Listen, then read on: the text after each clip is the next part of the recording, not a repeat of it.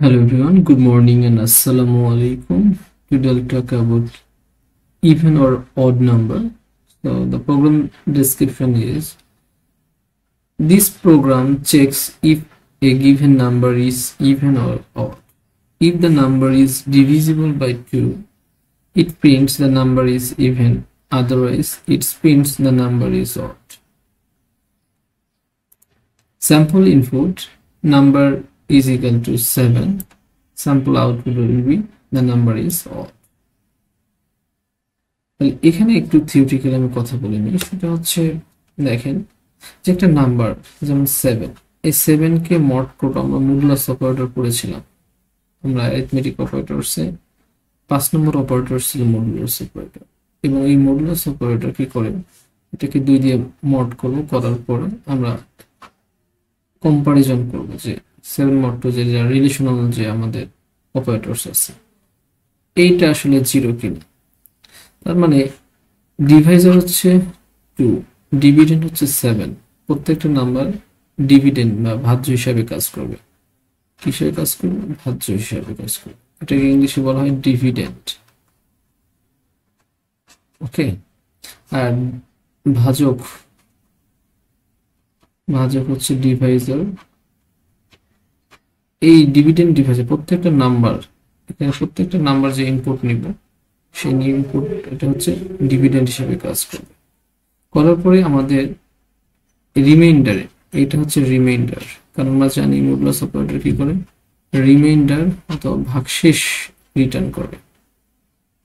ভাগশেষ, সেই ভাগশেষ যদি 0 হয় তার মানে হচ্ছে সেটা হচ্ছে ইভেন নাম্বার, কারণ নিঃশেষে বিভাজ্য হলে ভাগ করার পর নিঃশেষে বিভাজ্য হলে সেটা হচ্ছে ইভেন নাম্বার, আর নিঃশেষে বিভাজ্য না হলে সেটা হচ্ছে অড নাম্বার। তাহলে এখানে 7 mod 2, তার মানে দেখেন এই 2 হচ্ছে ডিভাইজার, 7 হচ্ছে ডিভিডেন্ড, 3 2 যা হচ্ছে 6, সো কোশ্চেন্ট ইজ মানে ভাগ করছে 3, সো 3 2 যা 6 6, সো রিমাইন্ডার কত 1, সো রিমাইন্ডার যেহেতু 1 আসছে তার মানে এখানে 1 ইজ ইকুয়াল টু 0। এই কন্ডিশনটা মিথ্যা হলে কি হবে, আমাদের এটা অড নাম্বার হিসেবে কাউন্ট হবে। সো এই প্রবলেম বা প্রোগ্রাম ডেসক্রিপশন এই কথাটাই বলা আছে যে যদি 2 দিয়ে ডিভিজিবল হয়, আই মিন বা নিঃশেষে বিভাজ্য হয়, তাহলে সেটা ইভেন নাম্বার, আদারওয়াইজ সেটা হচ্ছে অড নাম্বার। চলুন আমরা এইটার অ্যালগরিদমটা দেখি। তাহলে অ্যালগরিদমটা যদি start, 1 number step 2 is input the number, এবং এই নাম্বারটা হচ্ছে আমরা নাম ভেরিয়েবল নামে ডিক্লেয়ার করেছি বা করব। ইফ নাম্বার মড যে modulus operator 2 is equal to 0, print the number is even, else print the number is odd, এবং ইন্ট। তাহলে এটা হচ্ছে একটা সিম্পল অ্যালগরিদম। আমাদের প্রত্যেকটা প্রবলেম সলভ করার আগে অ্যালগরিদমটা ভালো করে বুঝতে হবে। এই অ্যালগরিদম থেকে সুডো কোড জেনারেট করতে হবে। দেখেন সুডো কোডটা কি, এখানে যেটা বলছে যে স্টার্ট করবে। ওকে, আমরা একটু প্রোগ্রামিং এ যাই। তো দেখুন এখানে হচ্ছে সুডো কোডটা দেওয়া আছে। তো সুডো কোড দেখে আমরা কি করব, আমরা এই প্রবলেমটা সলভ করব। আমাদের প্রবলেমটা হচ্ছে even or odd number calculation. তাহলে আমরা প্রথমে ইনপুট নিব হচ্ছে নাম্বার, তাহলে নাম্বার ভেরিয়েবল ডিক্লেয়ার করলাম। তাহলে ইনপুট নেওয়ার জন্য একটা মেসেজ দিব, আমরা মেসেজ তো দিতেই পারি, রাইট? এই মেসেজটা হচ্ছে এন্টার এ নাম্বার। ওকে,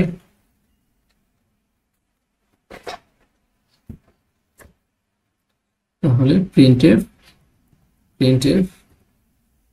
একটা মেসেজ দিলাম সে এন্টার, আমরা এইটাকে বড় হাতে দিব, এন্টার এ নাম্বার। ওকে, তারপরে হচ্ছে আমরা স্ক্যানএফ এর মাধ্যমে ইনপুট নিব, স্ক্যানএফ %d ডাবল কোটেশনের বাইরে কমা, তারপর হচ্ছে অ্যাড্রেস অফ নাম্বার। তাহলে এই যে নাম্বারটা আমাদের এই পর্যন্ত শেষ, ইনপুট নাম্বার নেওয়া শেষ। এরপর হচ্ছে if number mod 2 is equal to 0, দেন হচ্ছে প্রিন্ট করো দ্য নাম্বার ইজ ইভেন। ওকে, তার এই কাজটা আমরা করি।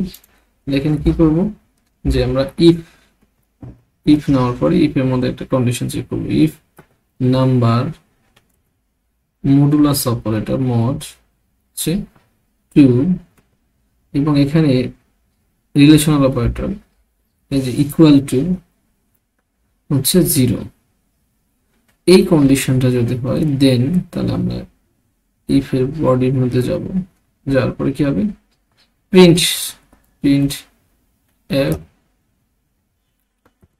ওকে,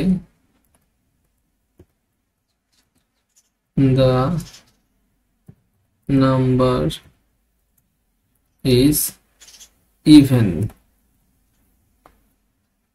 ওকে, আমরা একটা নিউ লাইন দিব। এরপরে এই ইফ থেকে এলসে যাব, এলস এর আবার বডি আছে, এলস কি প্রিন্ট দ্য নাম, যদি এটা না হয় তাহলে প্রিন্ট দ্য নাম্বার হচ্ছে কি অর্ডার। এটা আমরা কপি করবো just simply control V, number is odd. তারপরে ইফ শেষ হবে, ইফ এলস এর কাজ শেষ, তারপরে আমাদের কি হবে, প্রোগ্রামটা ইন্ড হবে। তাহলে এলস এর কাজও শেষ, ইন্ড হচ্ছে ইফ, মানে ইফ এলস ইন্ড হয়ে যাবে, তারপরে প্রোগ্রামটা ইন্ড হয়ে যাবে। ওকে, প্রোগ্রামটা রান করে একটু দেখি কি হয়।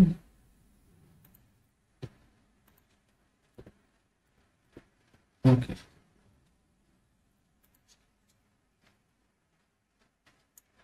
তাহলে এখানে বলতেছে এন্টার এ নাম্বার, আমরা 7 দিয়ে দেখি, the number is odd.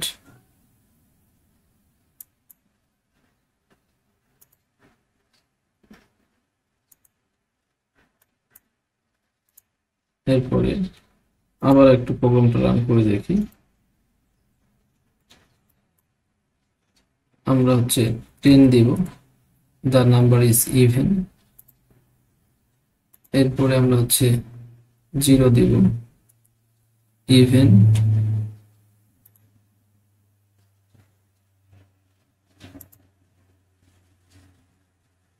So আশা করি আপনারা বুঝতে পেরেছেন। এখন আমরা দেখব হচ্ছে এই যে প্রোগ্রামটা লিখলাম, এই প্রোগ্রামটার কমপ্লেক্সিটি কত। দেখেন এই প্রোগ্রামটা টাইম কমপ্লেক্সিটি অর্ডার অফ 1, কারণ কনস্ট্যান্ট টাইম, এখানে টাইমের কোনো চেঞ্জ নেই, একটা ফিক্সড মানে টাইমটা লাগছে। এবং স্পেসের কথা চিন্তা করলে স্পেস কমপ্লেক্সিটি হচ্ছে অর্ডার অফ 1, কারণ এখানে কনস্ট্যান্ট স্পেস, আমাদের ভেরিয়েবলের জন্য অ্যাডিশনাল কোনো মেমোরি প্রয়োজন হয় না, যেটা ডিক্লেয়ার করেছেন ওই পর্যন্ত মেমোরি লেগেছে। So thank you for watching my video, কথা হবে পরবর্তী টিউটোরিয়ালে। আল্লাহ হাফেজ।